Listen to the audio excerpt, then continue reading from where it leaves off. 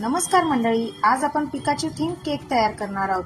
Cake 2 tier मध्ये असणार आहे आणि केकचा फ्लेवर आहे ब्लॅक फॉरेस्ट. 2 किलोच्या केकसाठी मी 6 आणि 8 इंचाचे टीन वापरले. केक क्रम कोट करून डीप फ्रीजला अर्धा तासासाठी सेट करायला ठेवले. त्यानंतर केकच्या सर्व बाजू इक्वल करण्यासाठी कमीत कमी क्रीमचा वापर करून आयसिंग करून घेतलाय. केक समोरच्याच बिल्डिंगमध्ये जाणार असल्यामुळे टियर स्टॅक करताना मी डॉवेल्सचा वापर केला नाहीये. खालच्या टियरला स्टार नोझलचा वापर करून रेड कलरने आयसिंग करून घेतले. येलो कलरच्या आयसिंगसाठी मी सेम स्टार नोझल वापरलाय. कस्टमरने फॉन्डंटचा वापर कमीत कमी करायला सांगितल्यामुळे पिकाचूच्या बेल्टसाठी मी ब्लॅक रिबन वापरले. पोकेबॉल आणि कान प्रिंट करून घेतलेत. चेहऱ्याच्या फीचर्ससाठी मात्र मी फॉन्डंट वापरले. इतक्यात बेकरीतलं काम संपत नाही. काउंटरसाठी खारी टोस्ट रिफिल करून घेतल्यानंतर डिलिव्हर झालेल्या सगळ्या ऑर्डर सॉर्टिंग करून आणि लावण्यात बराच वेळ जातो.